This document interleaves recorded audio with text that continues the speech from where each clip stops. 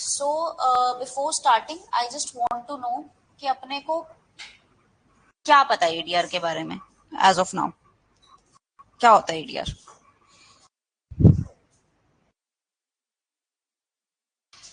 It stands for yes. This is your alternative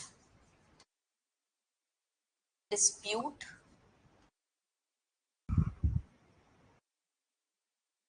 एक second, इसने मेरा सारा का सारा एस्थेटिक खराब कर दिया. Alternative dispute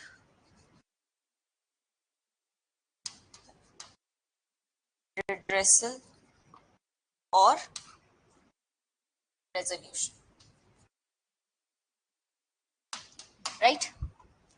Alternative means original क्या है? ओरिजिनली हमारे डिस्प्यूट्स कौन सॉल्व करता है? कोर्ट्स. हाँ जी, क्वासी कोर्ट्स नॉट रियली. हम आर्बिट्रल ट्रिब्यूनल को क्वासी कोर्ट कह सकते हैं, लोक अदालत को क्वासी कोर्ट कह सकते हैं, बट क्या मीडिएशन को क्वासी कोर्ट कह सकते हैं? नहीं. I will let you know the reasons why. Dispute same चीज, redressal and resolution mean solve.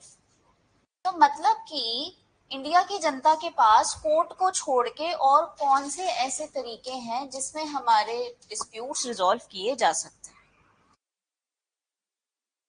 अब इसका ओरिजिन हमें दिखाई पड़ता है. हाँ जी please.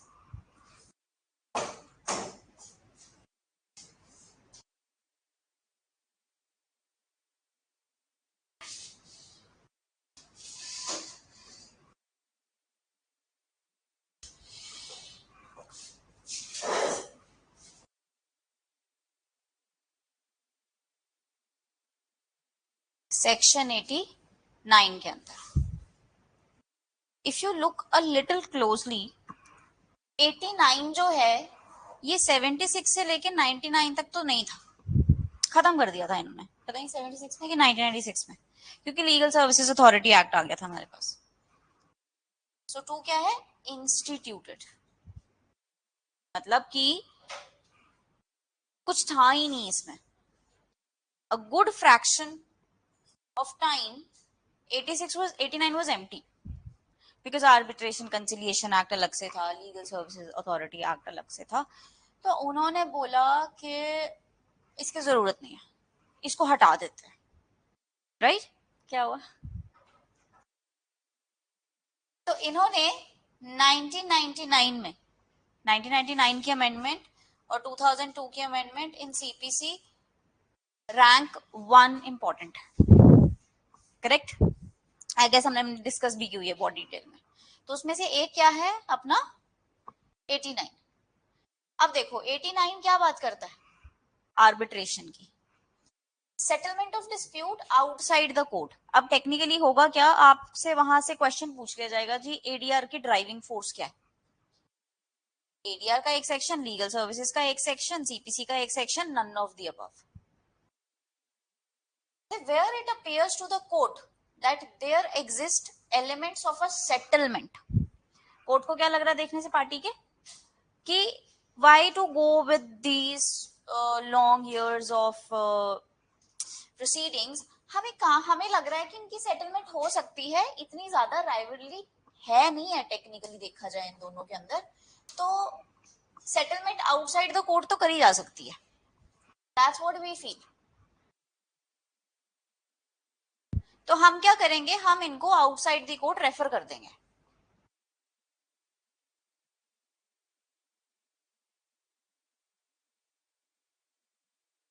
The settlement may be acceptable to the parties. The court shall formulate the terms of the settlement and give them to the parties for their observation. And after receiving the observation, court उनको reformulate करेगा और कहाँ भेज देगा? या तो arbitration में, या conciliation में, या लोक अदालत में, या mediation में. अब कहते जब आपका मैटर जो है आर्बिट्रेशन को दिया गया है तो arbitration and conciliation act apply कर जाएगा। अगर आपका मैटर लोक अदालत को दिया गया तो लीगल सर्विसेज अथॉरिटी एक्ट ये अप्लाई कर जाएगा। अगर आपका मैटर मीडिएशन में दिया गया है तो आपके हाई कोर्ट के रूल्स अप्लाई होते हैं। आर्बिट्रेशन एंड कंसिलिएशन ये सेम ये इसमें ही लोक अदालत में ही, सॉरी आर्बिट्रेशन एंड कंसिलिएशन में, ठीक है। तो मतलब कि ये जो चारों के चार चीजें हैं ये हमारे ऑल्टरनेटिव डिस्प्यूट रेजोल्यूशन के तरीके। Got my point? आया हुआ है?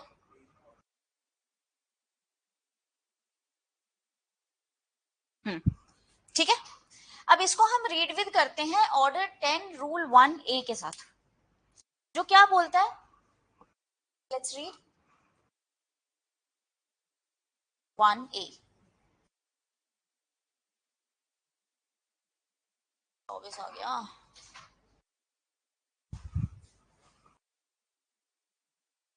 इस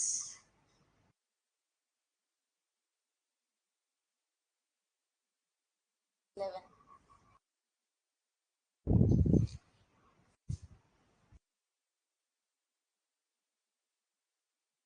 सीपीसी भी करनी है हमने मंडे और ट्यूसडे। इसमें मैं कोशिश करूंगी कि आपके रोने ना निकले हैं। अरे मजाक कर रही हूँ। बाकियों को तो पता नहीं पर मैं तो पढ़ते हुए जरूर होती थी। और सीपीसी ने तो मुझे बहुत एक्सेसिव रुलाया। अरे नहीं, I am not even kidding. My mother has caught me several times while crying जब मैं सीपीसी पढ़ रही हूँ कि नहीं हो रही याद। आ गया।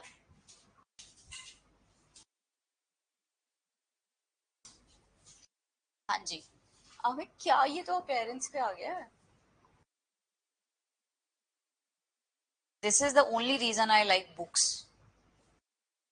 हाँ जी। ऑर्डर ऑर्डर 10 क्या बोलता है? Examination of the parties by the court. ये टेक्निकली कब लगता है? मैं जज हूं, मेरे सामने दोनों पार्टीज खड़ी हैं, मैं अभी भी सर्टन नहीं हूं प्लेंट और रिटन स्टेटमेंट देख के कि यार इनके बीच में मैटर है क्या। ये मैटर है पर इतना सीरियस नहीं है कि तुम्हें मेरे पास आने की जरूरत पड़े। वन ने क्या कहता है? Direction of the court to opt for any one of the mode of alternative dispute resolution.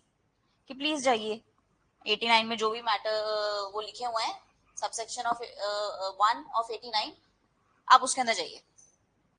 जब आपको ऑर्डर्स मिल गए तो आप अपीयर होगे कंसिलिएटरी फोरम या अथॉरिटी के आगे, correct? Where a suit is referred under the Rule 1A, the party shall appear before such forum and or authority for conciliation of the suit.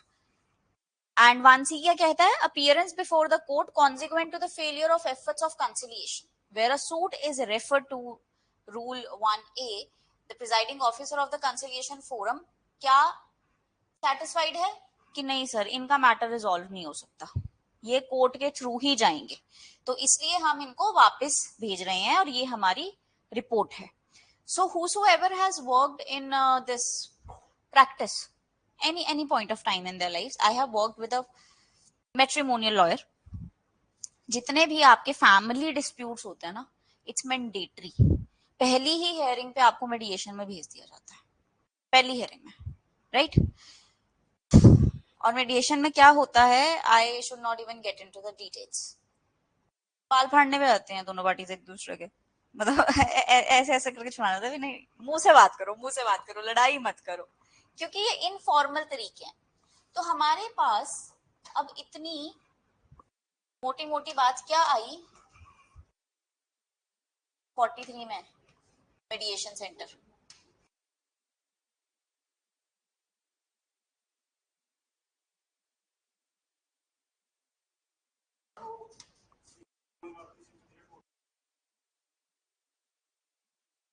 अपनी वाइफ को,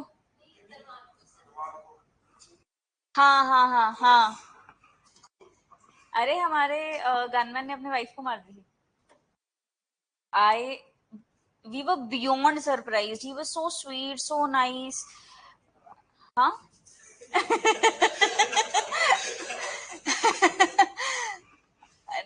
नहीं, there was some other story.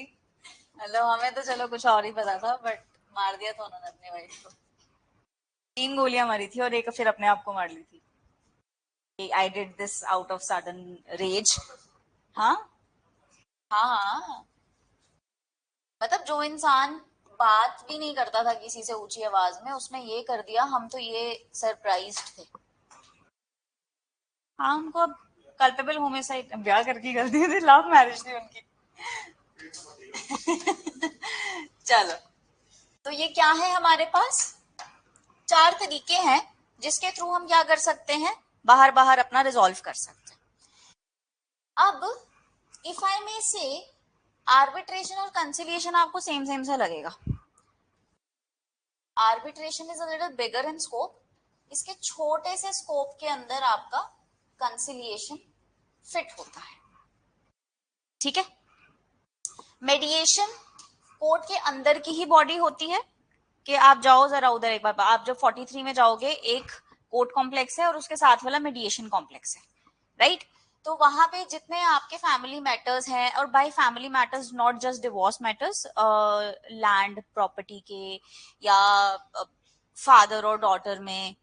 एक बार हमारे पास matter आया था. The father came in and he said my daughter annoys me a lot, this that, बहुत rebellious है, फलाना है, ढमकाना है, XYZ बहुत बोला. And I felt very bad for the father because I was very new to this. So I asked my senior ke why does people do this? So she said ke no, he is the one who is the culprit. Because what he did later on, she told me that कि उसने अपनी बेटी के room में, washroom में, हर जगह cameras लगवाए हुए थे. He was so paranoid about the safety of the girl कि वो उसको 24/7 मॉनिटर करना चाहता था. तो वो कहती थी कि अब तुम सब भाड़ में जाओ, अब तो मेरे को मैं जहां जाऊंगी, जब मन करेगा तब जाऊंगी, और तुम रोक के दिखाओ. तो अब इस वजह से रिबेलियस हो चुकी है वो. तो एक बहुत बहुत अजीबो गरीब मैटर्स आते हैं. मतलब आप, I would never suggest anybody to do a matrimonial proceedings with anyone. Never do it. है, ये नहीं है, ये नहीं है. ये तो कुछ और खुल गया. सेटिंग असाइड ये ऑर्डर 9 रूल 3 है. अब आ जाएं जी आज के हमारे मेन टॉपिक में, राइट? अब क्या है, थोड़ा सा हम हिस्ट्री देखेंगे कि कहां से चलती थी. This is for you to read so that जो आगे हम पढ़ेंगे वो थोड़ा सा और ज्यादा सेंस बनाएगा आपको. अब कोर्ट्स हमारे पास हमेशा से नहीं थे. अगर बिल्कुल एंशियंट उसमें जाते हैं तो राजा जी थे जो ये मैटर सॉल्व करते थे सबसे ऊपर लेवल पे. अगर सुप्रीम कोर्ट को अभी रिप्लेस करना हो तो किसको बिठा देंगे? महाराजा को. अब उसके बाद फिर सबसे लोअर लेवल पे पंचायत थी हमारे पास. हरियाणा में खप पंचायत है, known to be very strict, right? तो अभी भी स्टेट लेवल्स पे क्या है, पंचायत सिस्टम है. उनको कोर्ट वोट समझ नहीं आता, वो अपना मैटर लेके चले जाते हैं पंचायत में कि हमारा सॉल्व करवाइए, और वो मैटर वहीं के वहीं सॉल्व होता है. M I right? So ADR वो कह रहे हैं कि it's not a modern innovation. Societies around the world have long employed the non-judicial means to resolve their conflicts. The idea of settling disputes without the intervention of the court is as old as a human civilization itself, and evidence suggests that the first form of ADR date back thousands of years. So this is not a new concept to the humanity, or no new concept to the Indian judicial system as well, right? Uh,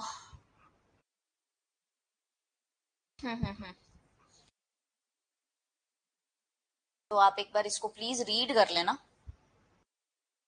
let's come to the important part.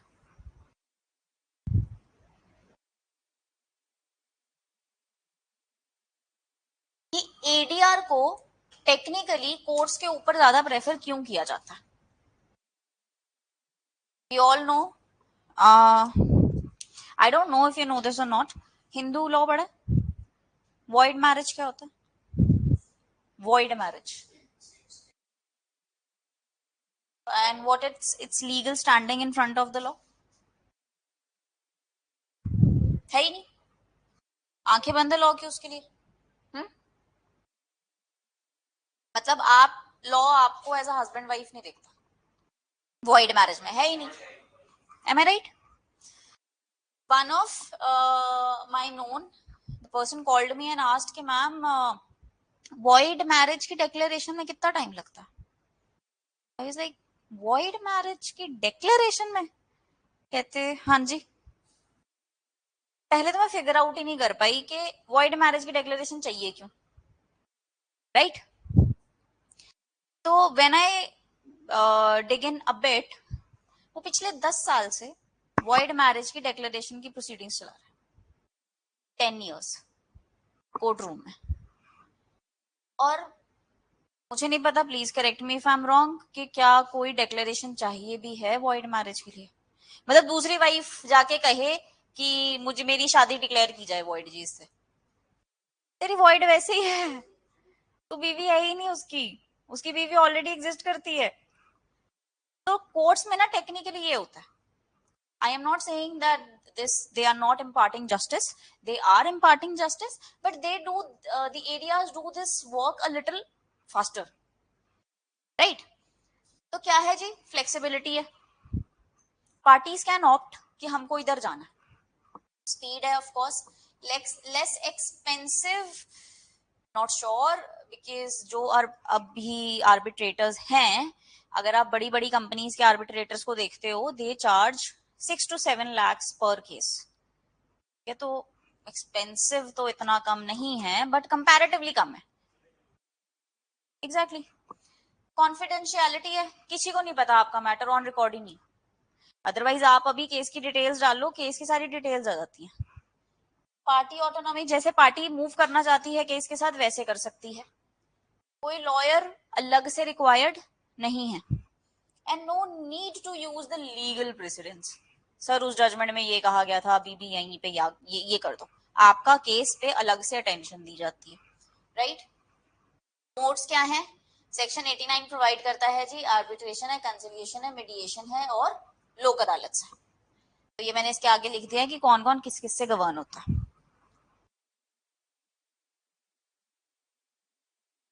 ठीक है? ये order 1, order 10 rule 1A 1B 1C, ये मैंने आपको बता दिया। अब देखो आर्बिट्रेशन टेक्निकली होता क्या है, ये आपके आर्बिट्रेशन और कंसिलिएशन एक्ट से गवर्न करता है, 1996। अब इसमें पार्टीज डिसाइड करती हैं कि आर्बिट्रेटर्स कितने होंगे और पहले अग्रीमेंट बना लेती हैं। आपने देखा होगा हमने क्या लिखा है इंडियन एविडेंस एक्ट में कि आर्बिट्रेशन पे लगता है इंडियन एविडेंस एक्ट? नहीं लगता ना, पर हम ये ढूंढने की कोशिश नहीं करते कहाँ लिखा है। इंडियन एविडेंस एक्ट में लिखा, आर्बिट्रेशन में कहाँ लिखा?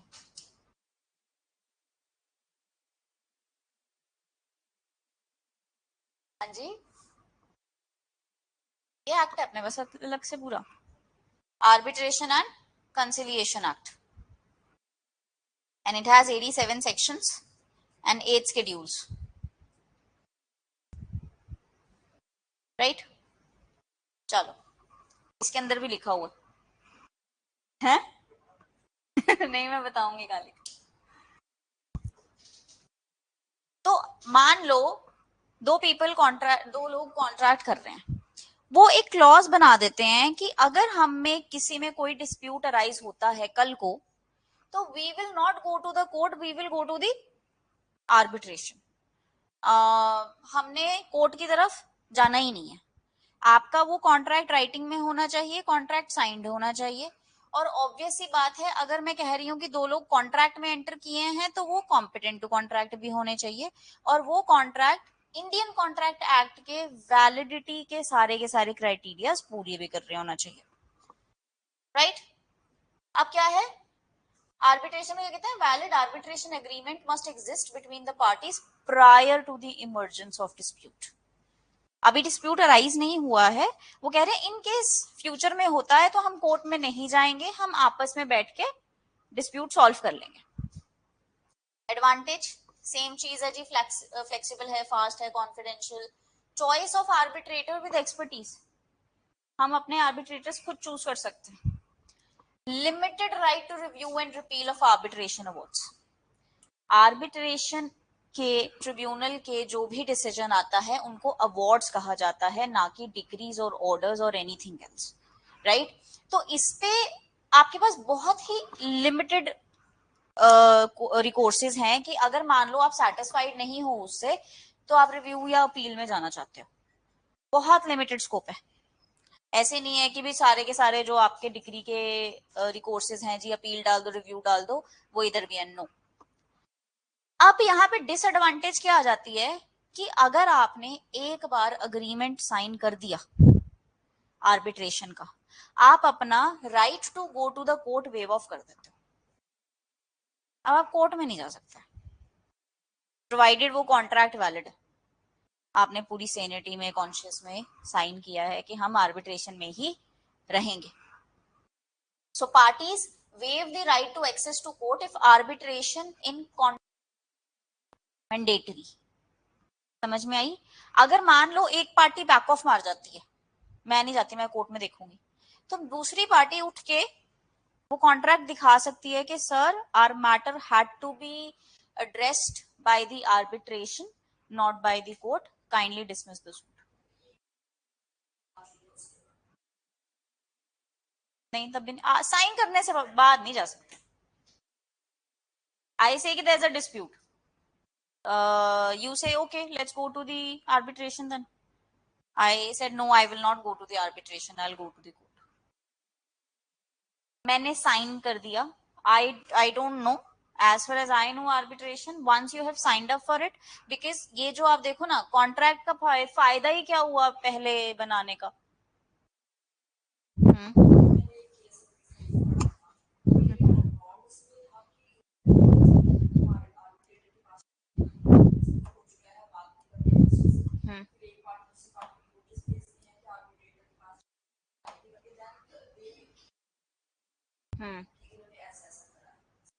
हाँ, तो आपने पहले नोटिस भेजा, चलो आर्बिट्रेटर के पास चलो, आप आर्बिट्रेशन के पास भी नहीं जा रहे हो, आप कोर्ट के पास भी नहीं जा रहे हो, तो मैं कोर्ट के पास जाऊंगी, please direct them to go to the arbitration with me.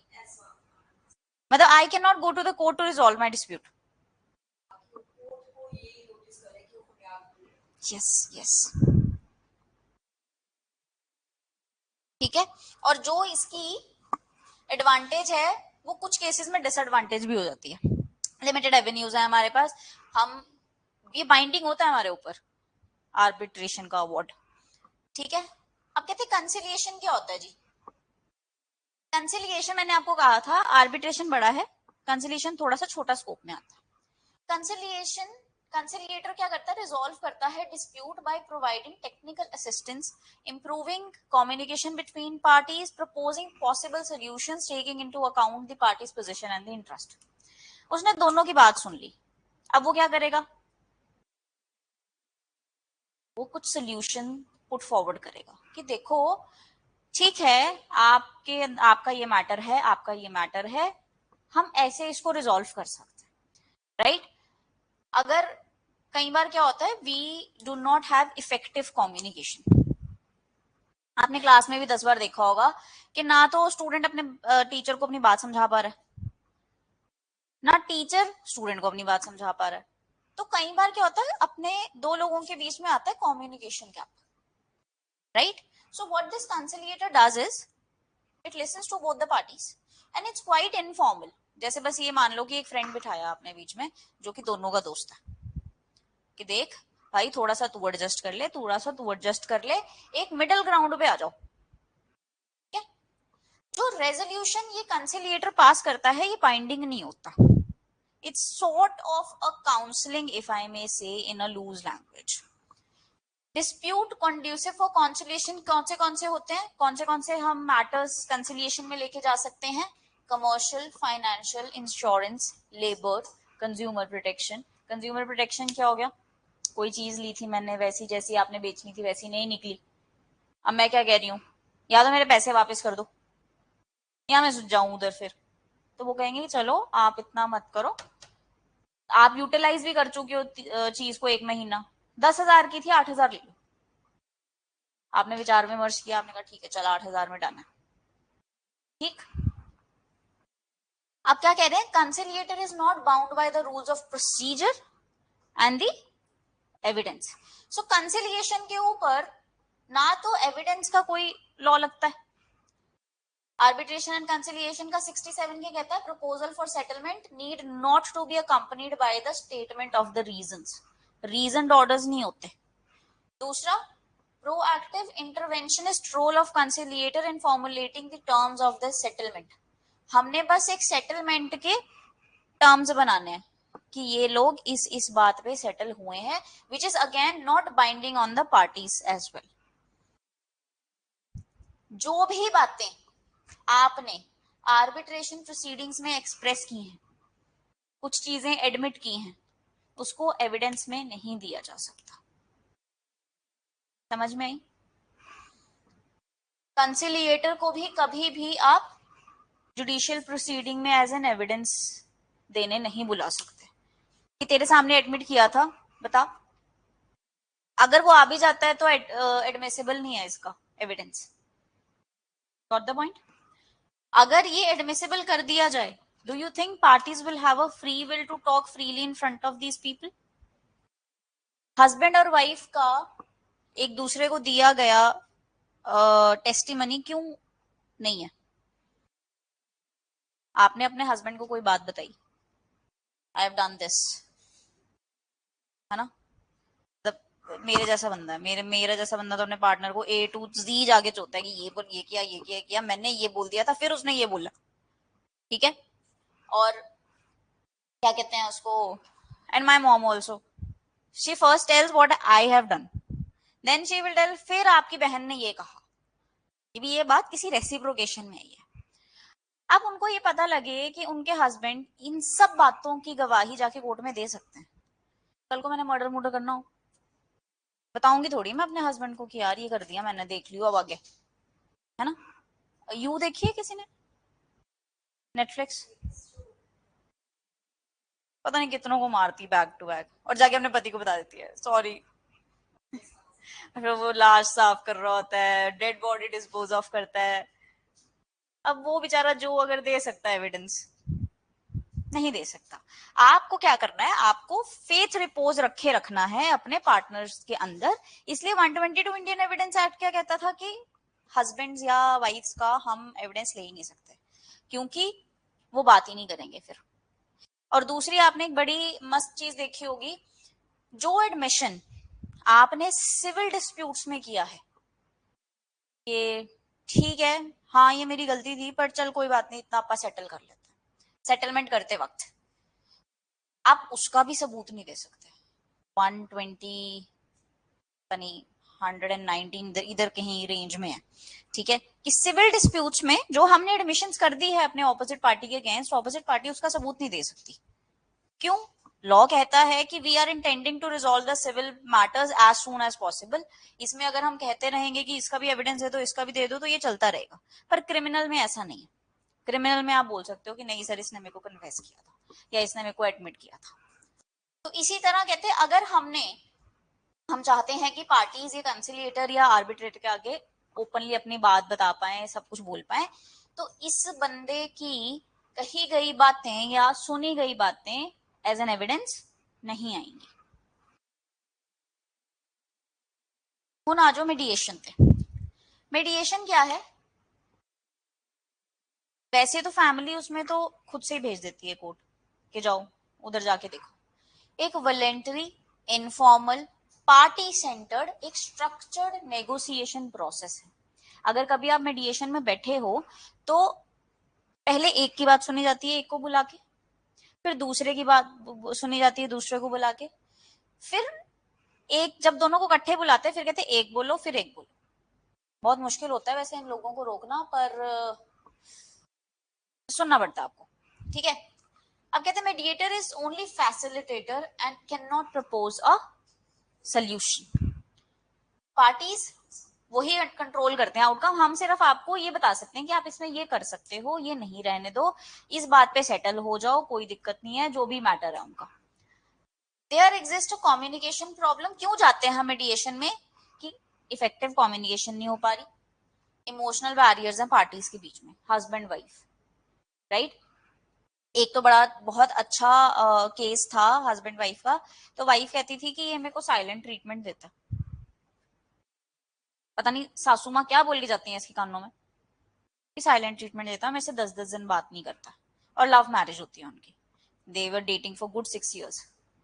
So husband comes and husband से इसके ये परेशान करती है मेरी मम्मी को, I love my mother, this is not how I thought she would be, this that ये वो.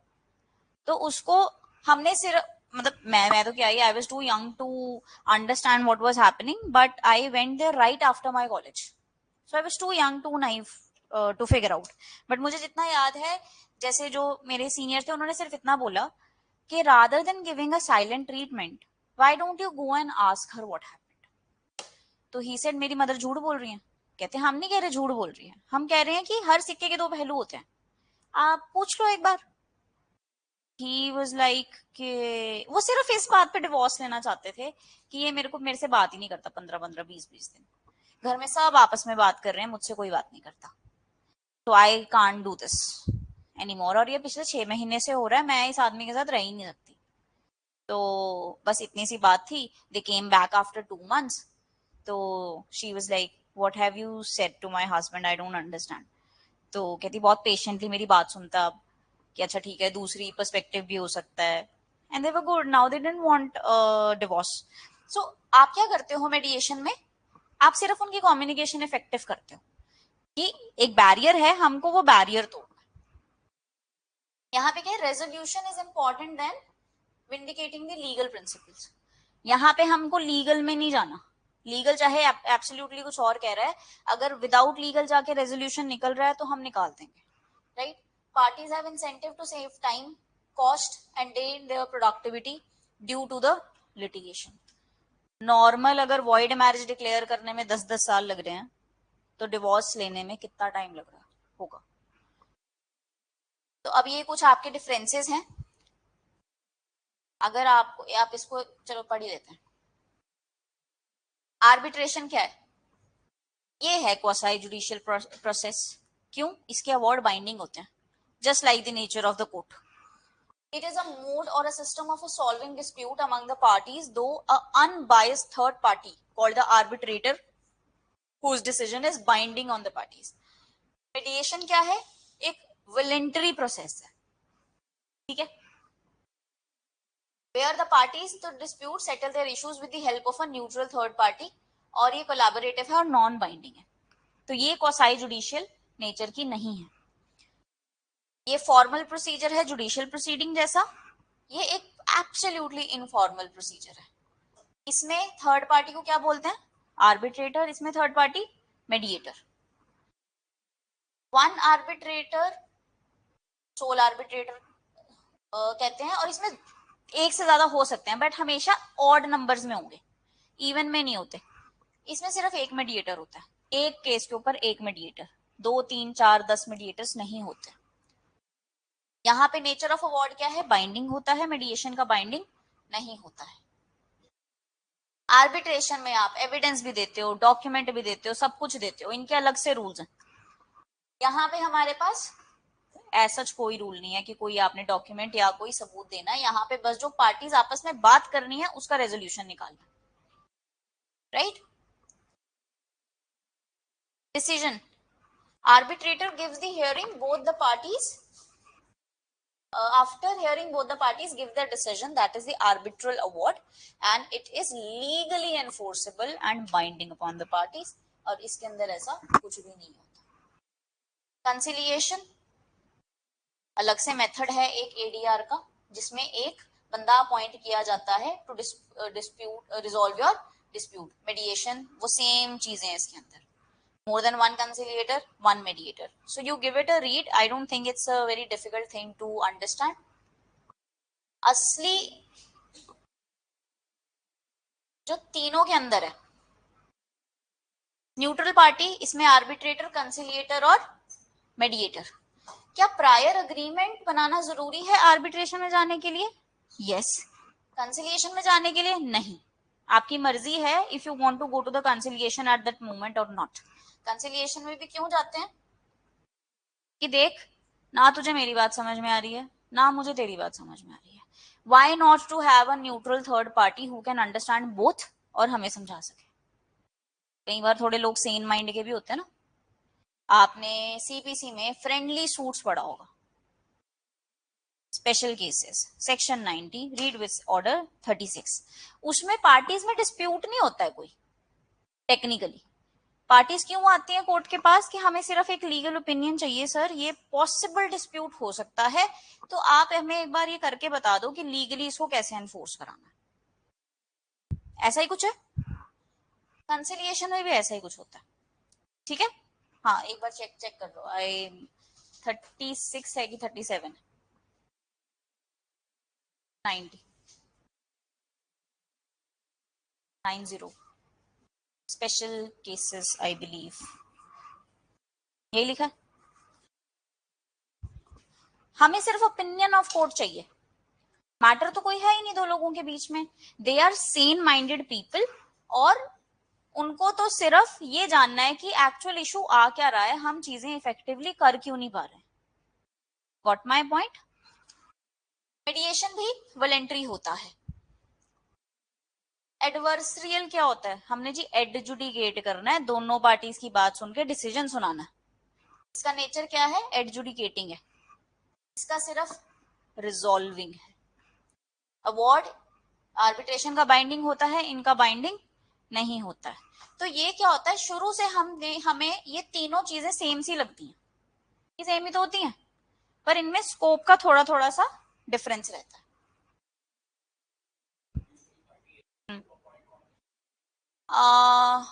वैसे तो हमारे पास आप, आई एम नॉट श्योर, पर आर्बिट्रेशन कंपनीज होती हैं, लाइक कंपनीज के अपने आर्बिट्रेटर अपॉइंट किए होते हैं, वो या तो रिटायर्ड जज होगा, हाँ पार्टीज भी कर लेती है ना, जैसे मैं और आप हैं, चलो मैं कहूंगी एक मैं करूंगी, तो ऑब्वियसली बात है वो मुझे जानता होगा ना, एक कहोगे एक मैं करूंगा, तो हमें अब एक तीसरा बंदा चाहिए। यस, क्यों? क्योंकि अगर दो ही होंगे तो एक मेरी साइड की बात करेगा, एक आपकी साइड की बात करेगा, एक न्यूट्रल पार्टी चाहिए होती है अपने को। अब इसमें सीन क्या है, या तो रिटायर्ड, जैसे मान लो कि कोई कंपनी है, लीगल फर्म है, उसमें लॉयर्स या जजेस होंगे आपके आर्बिट्रेटर्स। कोई आपकी ऐसी फर्म है जो जिस भी फील्ड से होती है ना, मान लो इंजीनियरिंग की कोई कंपनी है, उसमें आपका आर्बिट्रेटर भी इंजीनियर ही होगा। रीजन बीइंग, उसको पता है ना डिटेल्स, एक लॉयर को नहीं मालूम कि इंजीनियरिंग का क्या काम है। Same is with your doctors. अगर आप हॉस्पिटल्स की भी बात देखो, अगर उसमें भी कोई डिस्प्यूट आता है, पहले वो अपने बोर्ड को रेफर करते हैं। डिपार्टमेंटल प्रोसीडिंग्स किसको रेफर होती है? अपने अपने डिपार्टमेंट्स में जाती है। ठीक है, तो इसी तरह जो ये आर्बिट्रेटर्स भी होते हैं, दे आर टेक्निकली जो रिजॉल्व करते हैं issues with in the companies, right. अब तो जो रिटायर्ड जजेस, वेरी वेरी गुड प्रैक्टिस वाले lawyers, they go with this and they charge good amount पर केस, 5 लाख 6 लाख 10 लाख, पता नहीं कितने कितने लेते हैं। कॉस्ट इफेक्टिव तो अब ये नहीं रहा बिल्कुल भी। बस यहाँ पे लोग सिर्फ इसलिए जाते हैं कि स्पीडी रेमेडी, बाइंडिंग होता है। ओके, 1995 में इसका बिल इंट्रोड्यूस हुआ, 1996 में पास कर दिया गया। इससे पहले क्या था? Arbitration protection and convention act 37, arbitration act 1940, foreign award act 1961। अब इसके अंदर प्रेजेंटली अपने पास कितने सेक्शंस हैं? 87 सेक्शंस एंड 8 शेड्यूल्स। बैकग्राउंड क्या है? United nation commission on international trade law. International trade law क्या है? ट्रीटी सुना होगा आपने कि दो कंट्रीज के बीच में ट्रीटीज होती हैं। इंग्लैंड की पॉलिसी है against the world that anybody in the world who has invested $10 million into the government of UK we are going to give that person asylum irrespective of the fact उसने क्या offence किया। Vijay Mallya London है, Nirav Modi London है, हर एक जो भी ये serious offence करके जाते हैं, ये लंदन क्यों जाते हैं? भैया पैसा इन्वेस्ट किया और वो एक्स्ट्रा डाइट भी नहीं करते। By we know the fact ना कि he Vijay Mallya is in London, क्यों नहीं बुला पा रहे? पॉलिसी है जी लंदन की, किसी को नहीं देते वो कहते चाहे रेप किया, मर्डर किया, मनी लॉन्ड्रिंग की, बॉम्ब ब्लास्ट कर दिया तुम्हारी कंट्री में, हमारी कंट्री में अगर $10 मिलियन इन्वेस्ट किए हुए हैं, हम नहीं देंगे। ये पॉलिसी है। ऑस्ट्रेलिया और इंडिया की ट्रीटी क्या है कि अगर कोई भी इंसान, शादीशुदा इंसान आपकी कंट्री से यहाँ आके पीआर के लिए किसी और से शादी कर लेता है, you just have to send one intimation, we are going to send back the guy. Correct. इसी तरह हर कंट्री के अंदर ट्रीटीज होती हैं, ट्रेड्स होते हैं। अपने ये मोदी जी क्यों घूमते हैं इतना? इसी के लिए तो घूमते हैं। बाहर के लोग आके इतनी इन्वेस्टमेंट क्यों कर रहे हैं हमारी कंट्रीज में, राइट? पर मान लो जहां पे ट्रेड है वहां डिस्प्यूट होता ही होता है। अपना इंडिया का किससे चल रहा है? चाइना। सबसे अच्छी बात हुई टिकटॉक बैन कर दिया। Best thing that could happen to India was TikTok ban. हाँ, आपने कंटेंट देखा था टिकटॉक पे? Least did I know. Oh God, cringe content मतलब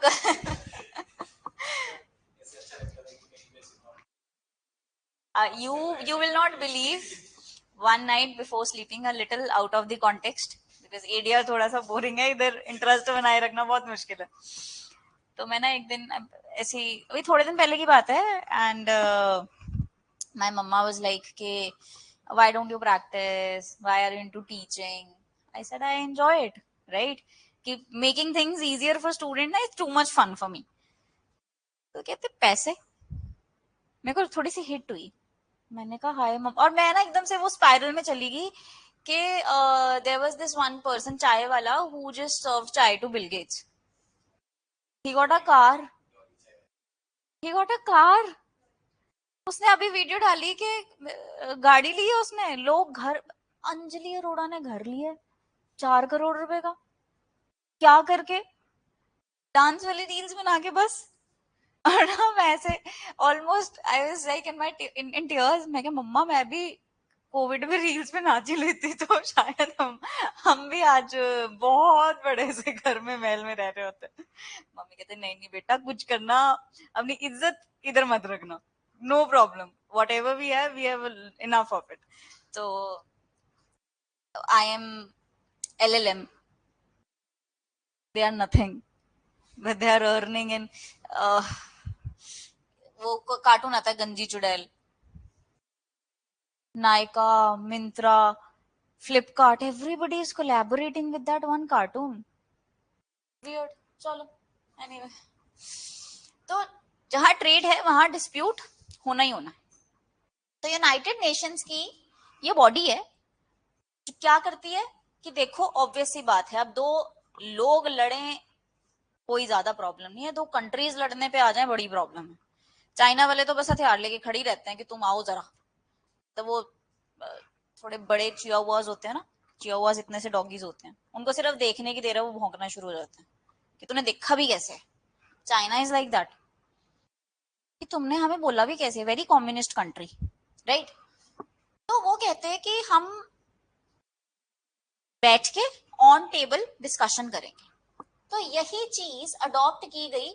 जनरल असेंबली ने क्या कहा सारी कंट्रीज को कि प्लीज आप ऐसा कुछ अडॉप्ट कीजिए कि जितने भी डिस्प्यूट्स आपकी कंट्री में भी हो रहे हैं लोगों के बीच में, अगर दो कंट्रीज के डिस्प्यूट ऑन टेबल सॉल्व किए जा सकते हैं तो why not in your country's between two people. Eventually आपको सिविल केस में यही करना पड़ता है। एग्जीक्यूशन की प्रोसीडिंग्स भी सालों चलती हैं। डिग्री आपके हाथ में आ गई है, असली स्ट्रगल शुरू वहां से होती है। तो इस कॉन्टेक्स्ट में पार्लियामेंट ने क्या बनाया, अपना आर्बिट्रेशन लॉ। ऑब्जेक्टिव्स क्या थे? फेयर और न्यूट्रल सेटलमेंट हो, कोर्ट का काम कम हो, क्योंकि कोर्ट के पास ऑलरेडी एक्सेसिव बर्डन है, मतलब beyond you can even think, उतना ज्यादा. Enforce every final arbitral award in same manner as per the decision of the court. Same binding force है arbitral award की. To permit arbitral tribunal to use conciliation during arbitral proceedings, to define their work areas of the arbitrator and conciliators. क्या powers होंगी, क्या क्या कर सकते हैं, कौन से कंडीशंस में इनको निकाला जा सकता है, इनको अपॉइंट कैसे करना है, हमारा आर्बिट्रेशन वाला एक्ट सब कुछ बताता है. अब एक चीज जो आपको पेपर में कंफ्यूज करेगी, ये 4 पार्ट्स में डिवाइडेड है और पार्ट 1 और पार्ट 2 के चैप्टर्स, पार्ट 3 और पार्ट 4 के कोई चैप्टर्स नहीं है. ठीक है.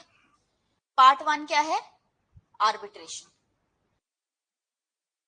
तो सबसे पहले तो प्रीलिमिनरी में कि इसका नाम आर्बिट्रेशन एंड कंसिलिएशन एक्ट है, फलाना ढमकाना, ये इधर ही खोल ही लेते हैं.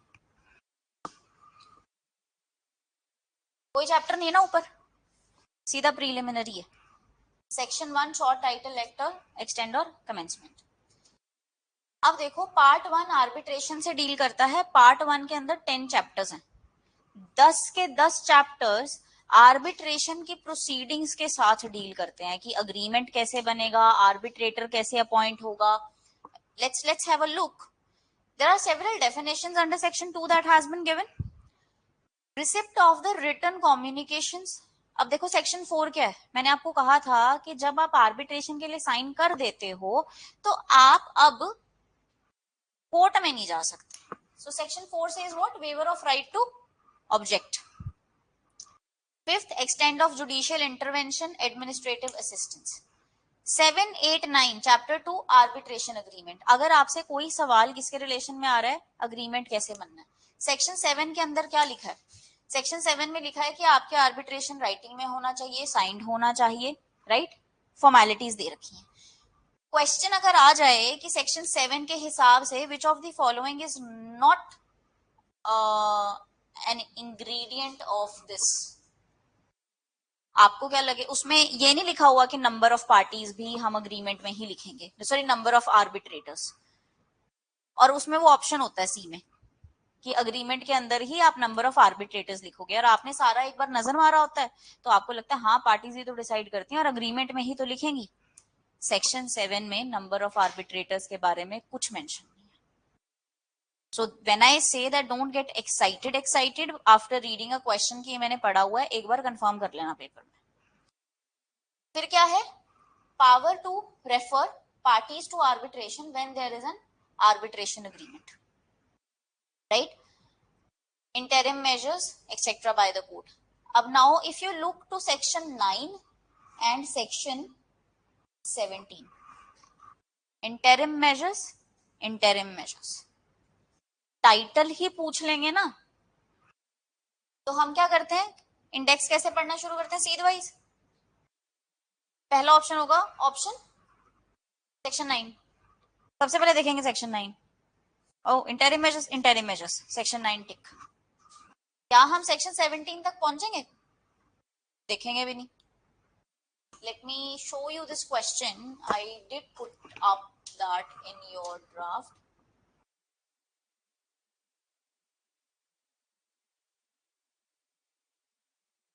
Which section of the Arbitration and Conciliation Act empowers the arbitral tribunal to order the 9, 18, 17, 23 natural tendency? Look at section 9. फटाफट से इंटरिम मेजर देखेंगे, सेक्शन 9 मार्क कर देंगे. 17 तक तो आएंगे ही नहीं. सो व्हेन आई से रीड योर ऑप्शंस, नीचे से always read your options from your option D, right. हाँ चलो इधर ही देखते हैं, फिर मैं कहूंगी सारी ऑप्शंस पढ़ने के बाद मार्क करें. चलो फिर क्या है? Composition of the arbitral tribunal. अब सेक्शन 10 बताता है जी नंबर ऑफ आर्बिट्रेटर्स कितने होंगे. वो कहते हैं जितने मर्जी हो पर इवन इन नंबर नहीं होने चाहिए, हमेशा ऑड होंगे. For obvious reasons. We need a veto वाला वोट. अपॉइंटमेंट ऑफ आर्बिट्रेटर कैसे होगा जी? Grounds for challenge. Grounds for challenge मतलब कि मान लो बाद में ये पता लगता है कि एक आर्बिट्रेटर इन्वॉल्व है, किसी से पैसे ले लिए, या जो आर्बिट्रेशन होती है ना वो सिर्फ दो लोगों के बीच में नहीं, दो कंपनीज के बीच में भी हो जाती है, या कंपनीज के विद इन भी हो जाती है, बोर्ड ऑफ डायरेक्टर्स के बीच में होगी, कहीं पे भी होगी, डिस्प्यूट कहीं भी अराइज हो जाता है. So usually the parties that are involved, they are motivatis, lot of money, right? An arbitrator is what? चलो 5 लाख तो मैं ले ही रहा हूं. उसने कहा देख मेरी साइड का दे दे, स्पीडी स्पीडी है. How about if I give you one may back. अब देखो मे बैक को ना करना ना बहुत जिगरा चाहिए, बहुत मतलब बहुत हिम्मत चाहिए कि तुम 1.5 करोड़ पता नहीं 2 करोड़ की गाड़ी को ना कर रहे हो जो तुम्हें फ्री में मिल रही है सिर्फ एक डिसीजन एक बंदे की साइड करने में. मान लो ऐसा कुछ पता लगता है दूसरी पार्टी को, तो क्या वो चैलेंज नहीं कर सकती उस आर्बिट्रेटर की अपॉइंटमेंट कि हटाओ इसको, ये तो पैसे लेके डिसीजन देता है हर बार. ठीक है. चैलेंज का प्रोसीजर कैसे है? और फेलियर और इम्पॉसिबिलिटी टू एक्ट. फेलियर क्या? अनरीजनेबली परफॉर्म ही नहीं कर रहा, आता ही नहीं है प्रोसीडिंग्स में. इम्पॉसिबिलिटी टू एक्ट, डेथ हो गई आर्बिट्रेटर की, कैसे एक्ट करेगा, right? Termination of mandate and substitution of the arbitrator, नया लाना है तो क्या प्रोसीजर है? तो क्या ये सारी की सारी प्रोसीडिंग्स आर्बिट्रल ट्रिब्यूनल की कंपोजिशन के बारे में बात नहीं करती? ठीक है. फिर jurisdiction, chapter 4. 5 is what? Conduct of the arbitral tribunal. उनका कंडक्ट कैसा होगा जी? आप इक्वल ट्रीटमेंट दोगे पार्टीज को, आपके लिए कोई भी एक ज्यादा एक कम नहीं होनी चाहिए, क्योंकि हमने क्या देखा है कि एक पार्टी अपना आर्बिट्रेटर भी अपॉइंट कर सकती है, right? Place of arbitration, this is important, this is usually asked. Next है making of arbitral award and termination of proceedings. 29A देखो, time limit for arbitral award, कितने टाइम में देना जी? So chapter 1 to 10 discusses in detail that what arbitration proceedings are technically. तो अगर अब आपने करना क्या है, नजर मारनी है यहाँ 10 तक. अब ये देखो क्या है, अपील्स, अपीलेबल ऑर्डर्स कौन से हैं, एक ही सेक्शन है, उससे ज्यादा बात ही नहीं की इन्होंने. Miscellaneous क्या है? Deposit, lien on arbitral award, deposit as to cost, jurisdiction क्या रहेगी. तो आपके चैप्टर 10 पार्ट 1 के A to Z आर्बिट्रेशन के बारे में बात करते हैं. फिर आ जाओ आर्बिट्रेशन काउंसिल ऑफ इंडिया, ये अमेंडमेंट से आया था, part 1A. Then is your part 2, इसमें भी 2 चैप्टर्स हैं बस. Enforcement of certain foreign awards. पहला अवार्ड क्या है? New York convention award. दूसरा है जनीवा कन्वेंशन अवार्ड. क्वेश्चन अगर आ जाए कि किनकी एनफोर्समेंट की गई है आर्बिट्रेशन एंड कंसिलिएशन एक्ट में, तो ज्यादा तो कुछ ढूंढने की जरूरत ही नहीं है, ये हमारा इंडेक्स में ही दे रखा है. और one more thing that I wanted to reinstate, AIB paper, somebody told me कि जुडिशरी से मुश्किल था. नहीं था. They were just playing with your brain, nothing more. As I said, this one question जो अभी हमने interim measures वाला डिस्कस किया, उसमें क्या हुआ है, वो मुश्किल था, वो हम इंडेक्स से ही निकाल सकते थे. हाँ जी.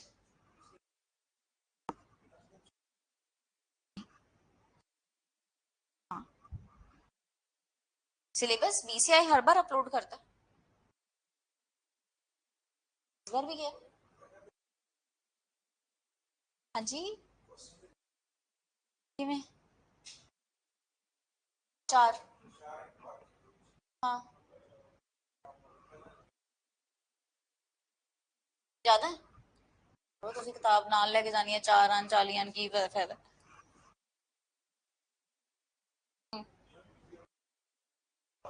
तो मतलब आप ये कह रहे हो कि मुझे कैसे पता किसकी कितनी इंपॉर्टेंस है? मेरे हिसाब से ना देखो, मेरे घर पे क्या बोलते हैं, लानते हैं उसमें जो AIB में फेल हो जाए कि तुम किताब लेके जा रहे हो तुमसे तब भी पेपर पास नहीं हुआ.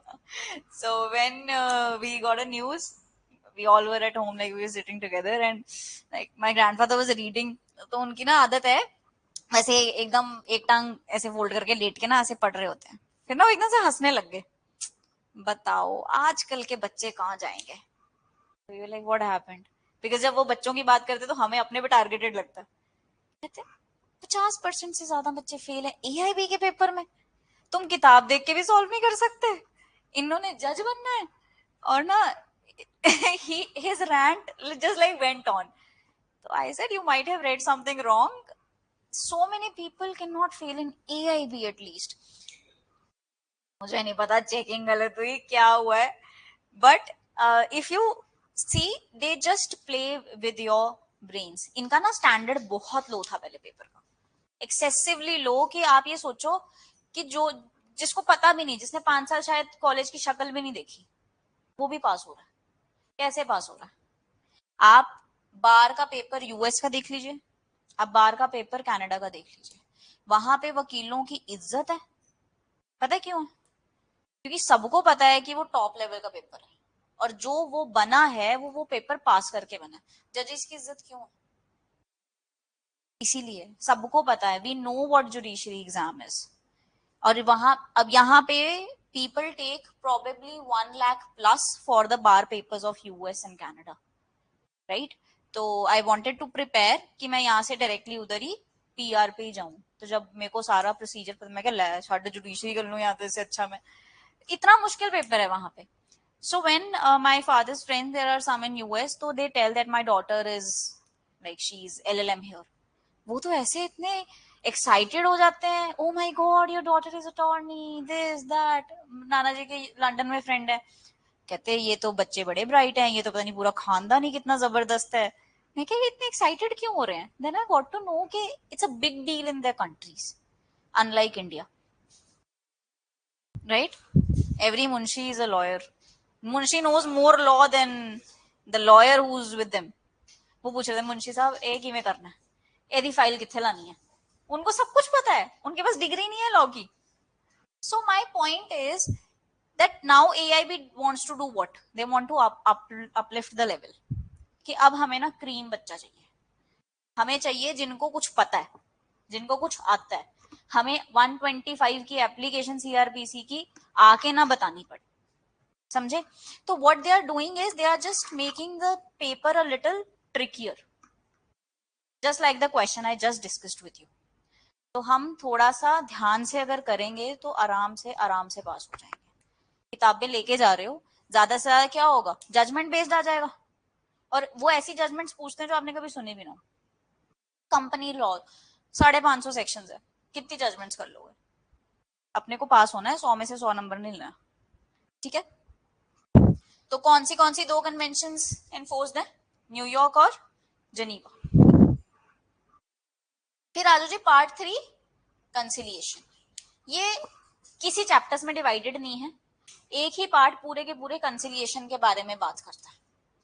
नंबर ऑफ कंसिलिएटर कैसे कितने होंगे, अपॉइंट कैसे होंगे, ठीक है, उनकी सबमिशन ऑफ द स्टेटमेंट्स उसका क्या प्रोसीजर है, कंसिलिएटर का क्या रोल है. कंसिलिएशन के बारे में कोई सेक्शन आता है, straight up come to the part 3 of the arbitration and conciliation act. By virtue of which section all the proceedings of the conciliation is confidential in nature. Correct. Section 75 confidentiality की बात करता है. Supplementary provisions. Power of High Court to make rules. Removal of difficulties, power to make rules, repealing, saving. ये इन्होंने जो पुराने laws बने हुए थे, मैंने आपको बताया था आर्बिट्रेशन के आने से पहले यही लॉज थे, वो रिपीलिंग और सेविंग के अंदर आ गए. अगर आप ध्यान से देखो, ये जो स्केड्यूल्स हैं इसमें से बस एक दो ऐसे हैं जो बाय चांस पूछे जा सकते हैं. By chance. Section schedule 4 arbitral tribunal की फीस क्या होगी. राइट. हमारे पास कोर्ट्स के लिए कोर्ट फी एक्ट है जो बताता है कि कोर्ट्स में अपना ने किस किस चीज की कितनी कितनी देनी है फीस। स्टैंप एक्ट क्या बताता है? स्टैंप ड्यूटी कितनी लगेगी, राइट। तो शेड्यूल 4 किसकी बात कर रहा है? Fees of the tribunal act.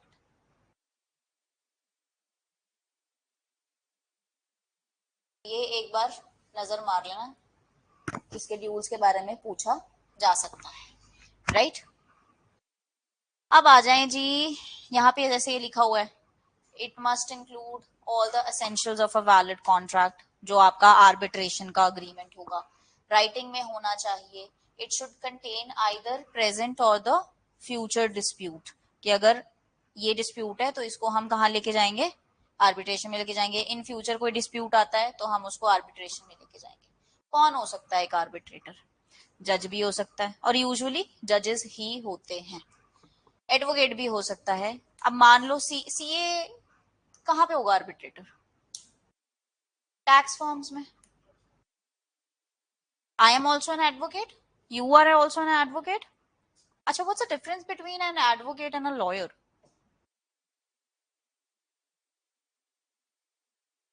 Bar council जिसके पास होता है वो क्या होता है? एडवोकेट होता है, लॉयर होता है? पक्का? लॉयर नहीं होता? ओके। तो बेसिकली अपने field experts are the arbitrators of that particular company only. अब मान लो कोई एनआरआई कंपनी है अपने इंडिया में, फॉरनर ही होगा ना, ठीक है। अब आ जाते हैं जी लीगल सर्विसेज अथॉरिटीज एक्ट के ऊपर। Legal services authority act, national legal service authority, state legal service authority, ये करते क्या है? आपके मतलब बेसिक दिमाग की समझ क्या है इसके बारे में?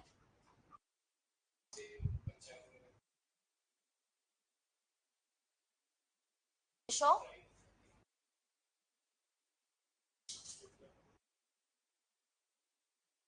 Legal services authority, legal service मतलब, नाउ वी आर टॉकिंग। मैंने ना पहले सोचा, मैंने कहा पता ही होगा, मैं नहीं। ये असम्पशन मैंने अबैंडन कर दी हुई है। I love to I was teaching what I was teaching. I was constantly saying that okay, a document that has been concealed which creates any right or this or that, है ना? मैंने कहा एक second, मैं 3-4 बार बोल चुकी हूँ. Let me ask, do they do know this or not? And I asked. They didn't know. एक डॉक्यूमेंट जो राइट क्रिएट करता है, मैं क्या भाई कौन से डॉक्यूमेंट्स राइट क्रिएट करते हैं? ब्लैंक। कि दिमाग एक एग्जाम्पल फ्रेम ही नहीं कर पा रहा उस पे, क्यों? क्योंकि हमारा दिमाग उसको लीगल नजर से देख रहा है, नॉर्मल नजर से देख ही नहीं पा रहा। मैंने क्यों पूछा आपसे लीगल सर्विस अथॉरिटी का क्या मतलब है? I knew you will go to that side.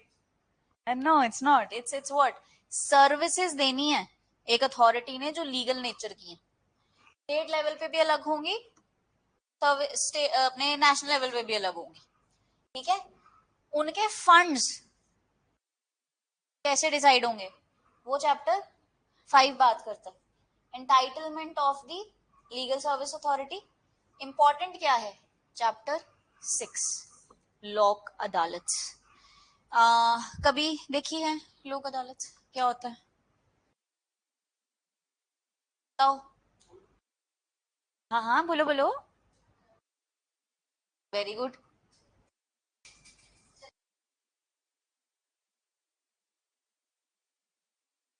Informal होता है ना, नॉर्मली बात कर रहे होते हैं। क्या जजेस जजेस की तरह बात कर रहे होते हैं? Like a friend. हाँ भाई बताओ यार, क्या दिक्कत है, क्यों कर रहे हो?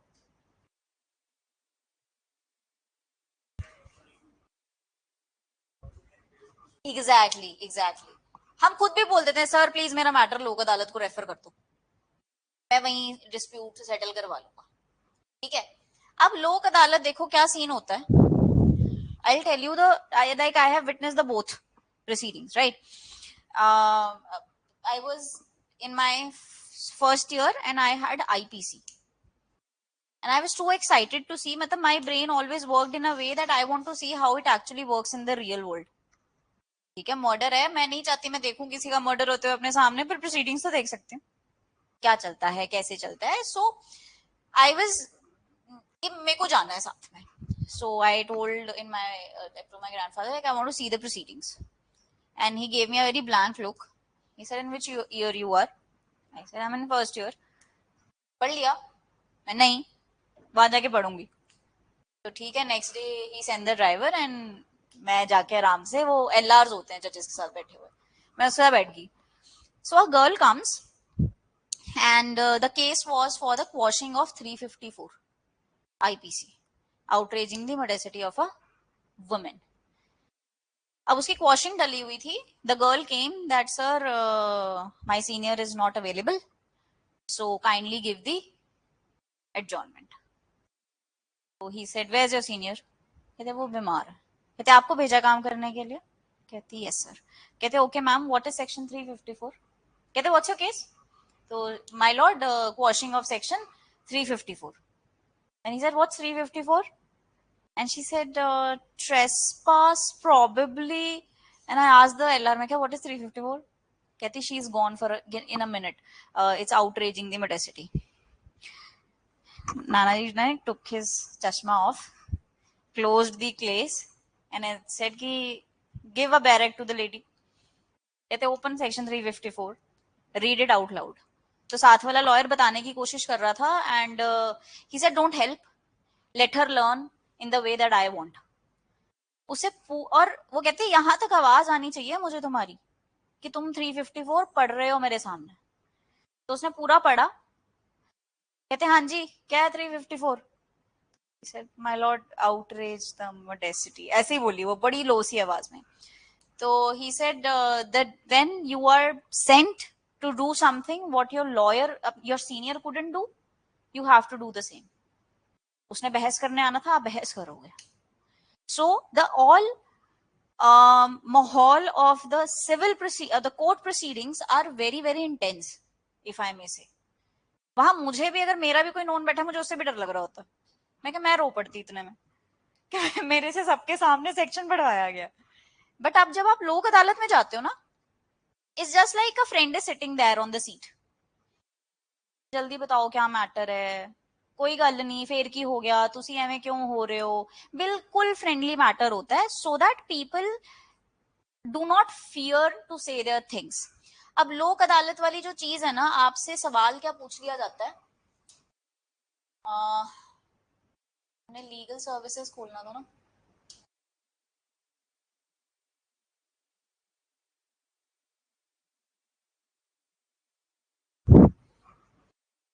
कौन से सेक्शन से लोक अदालत एस्टैब्लिश की जाती है? आपको ऑप्शन में सेक्शन 89 भी हो सकता है, जस्ट टू कंफ्यूज यू. ये देखो,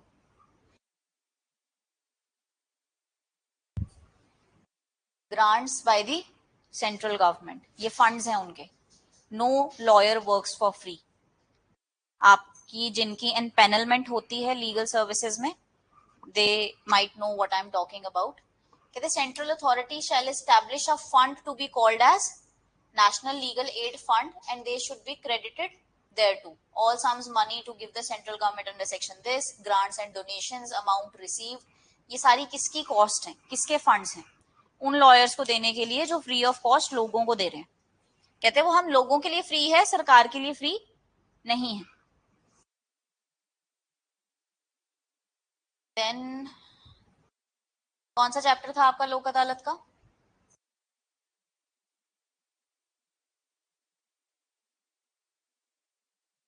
लो जी, ये रहा चैप्टर 6, ऑर्गेनाइजेशन ऑफ दी लोक अदालत. क्वेश्चन क्या आता है जी, कौन सेटअप करता है लोक अदालत? स्टेट लेवल पे भी होती है, नेशनल लेवल पे भी होती है, डिस्ट्रिक्ट लेवल पे भी होती है, right? Every state authority, district authority और supreme court legal services committee और every high court legal service committee, as the case may be, taluk legal service committee में organise what? Lok Adalats. at such interval and place and for exercising such jurisdiction and for such area as it thinks fit. ये सच क्या लिखा हुआ है कि जो वो decide करेंगे. अब आप ये देखो, अगर क्वेश्चन आता है कि जी लोक अदालत कब कब बिठाई जाती है, मंथली, वीकली, ईयरली और as per the authority periodically. So what's the more appropriate answer? Periodically. जब भी ये अथॉरिटीज डिसाइड करेंगी, अभी हाईकोर्ट में लगेगी दोबारा से, रोज लगनी है रोज लगा देंगे क्योंकि रिटायर्ड जजेस को बिठाना होता है. ठीक है. Every Lok Adalat is organised for an area shall consist of which members. चाहे सर्विंग को बिठा दो, चाहे रिटायर्ड को बिठा दो, और any other person of the area as may be specified by the state, district or supreme court authority. Correct? Experience क्या होगा उनका, ये सारी चीजें यहाँ पे लिखी हुई हैं. Cognizance क्या होता है, कल बताया था, परसों.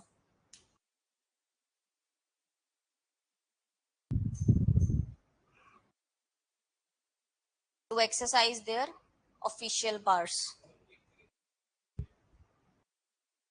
हाँ, ऑफिशियल पास. अगर मैं पुलिस वाले की ऑफिशियल पावर बोलूं तो अरेस्ट करना है, कस्टडी में डालना है. जज की ऑफिशियल पावर बोलूं, सम्मन भेजना है. लोक अदालत की ऑफिशियल पावर क्या होगी? Where any case is referred to in clause 1 of subsection 5 of 19, the parties thereof agree, one of the parties thereof makes an application to the court कि सर मेरा लोक अदालत में लगा दो. ठीक है. बहुत लोग लगवाते हैं लोक अदालत में. पता है क्यों लगवाते हैं? इसके लोक अदालत के अवार्ड्स के ऊपर ना कोई अपील भी नहीं है, फाइनल है, कुछ नहीं कर सकते तुम इसके बाद. और वो बड़े आराम से, तहजीब से, तमीज से तुम्हारी बात सुनते हैं. ठीक है जी. अरे वो ये उन्होंने ये नहीं कहा कि एक ने बोल दिया तो लगा देंगे, उन्होंने कहा अप्लाई कर सकते हैं. We have given you power that either one party, then they will hear कि okay why you want to go to Lok Adalat. आप ही को लोक अदालत जाने में दोनों अग्री कर जाती हैं तो फिर भेज देते हैं. ठीक कह रहे हो? हाँ हाँ, ऐसे तो सिर्फ अप्लाई करने की पावर देती है ना. तो लोक अदालत की सारी जितनी, ये अवार्ड पे आ जाओ. Every award of the Lok Adalat shall be deemed to be a court की डिक्री की बाइंडिंग फोर्स है इसके ऊपर. और as the case may be. हाँ जी, स्पेशल लॉ है ना. Special law will always prevail over the general. Every award made by the Lok Adalat shall be final and binding on all the parties and no appeal shall lie to any court against the award. अब powers क्या है? Same civil court वाले. सम्मन भेज सकते हो. Enforce कैसे कर सकते हो जी? विटनेस एग्जामिन कर सकते हो उसको ओथ पे. Discovery, production, reception of the evidence and affidavits, everything that a civil court can do, probably ये सब वो सब कुछ कर सकते हैं. Then pre litigation conciliation and settlement, permanent Lok Adalat, ये भी आपका इसी से डील करता है. तो 22 से लेके 30 तक, इसमें से आपके सिर्फ 30 सेक्शंस है.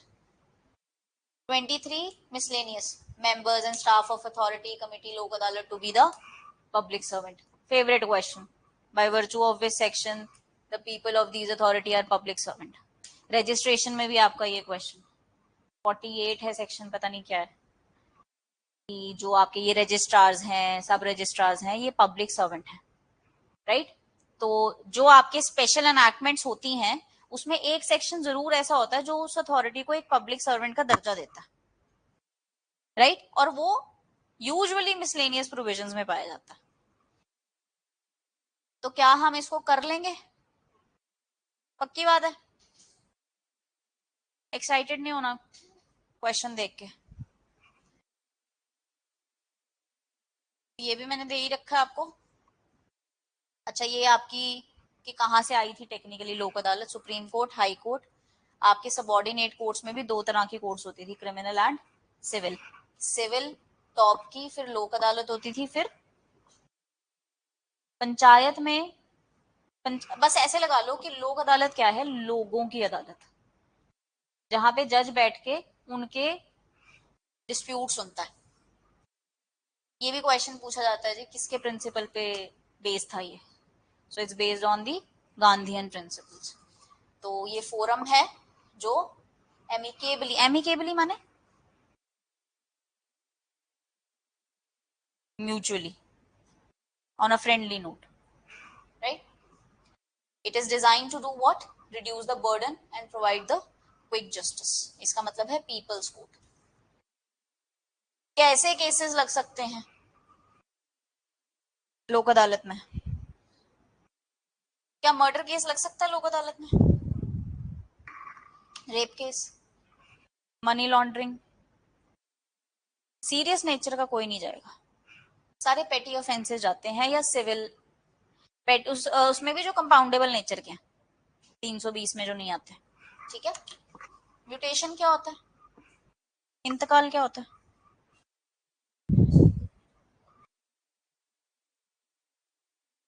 हर 5 इयर्स के बाद वो किया जाता है उसको, खसरा नंबर खतौनी is different. Mutation is after every 5 years the register is revised. समझ गई, एक सेकंड रुको। इंतकाल is the revision after every 5 years, उसको कुछ और बोलते हैं, द रजिस्टर, जिसमें ये सब रिकॉर्ड मेंटेन किया जाता है। जमाबंदी, very nice, how do you know it? You've done your practice, and then you know probably most of the things that we have just read, if I'm not wrong. 43 का तो mediation centre बहुत जबरदस्त बनाया हुआ, अगर आप गए हो वहां तो जाके आना एक बार, बहुत सुंदर बना हुआ है। वहीं पे तो एक मेरे ख्याल से अभी मैटर भी हुआ था, किसी को मार दिया था, गोली, हाँ हाँ हाँ, गोली मार दी थी। हाँ हाँ हाँ हाँ, मेरी बहन वही थी तब। सॉरी, उसमें ना ऐसे आवाज गूंजी बड़ी जोर से।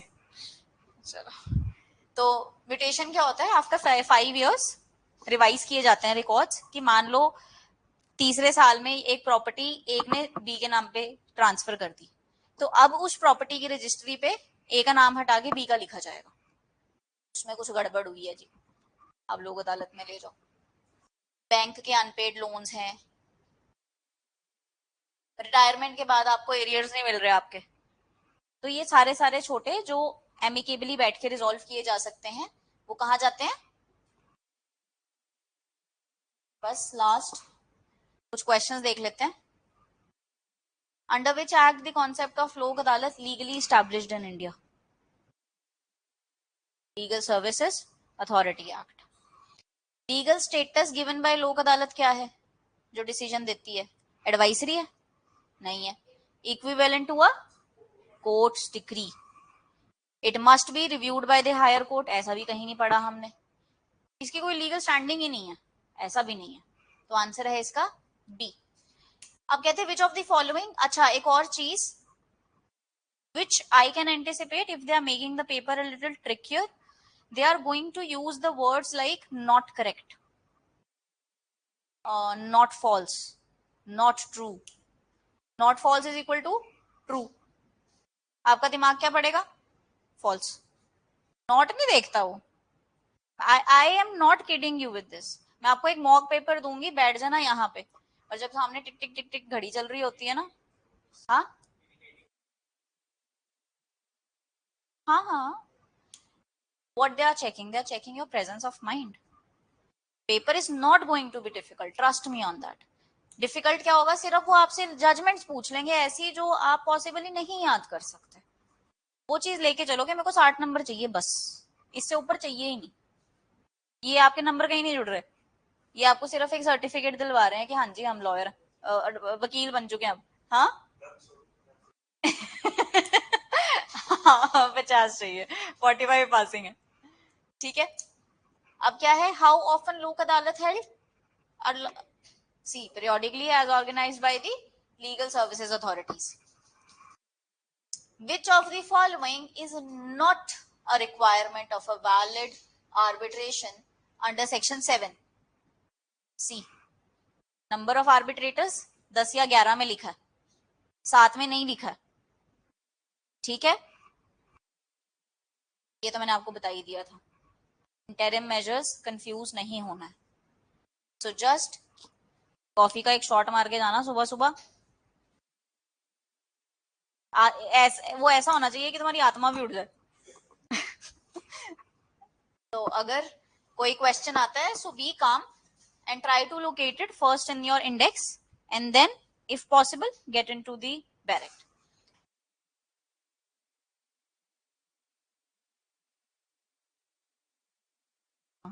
कर लें, आपके ऑनलाइन आई गेस वेबसाइट पे अपलोडेड है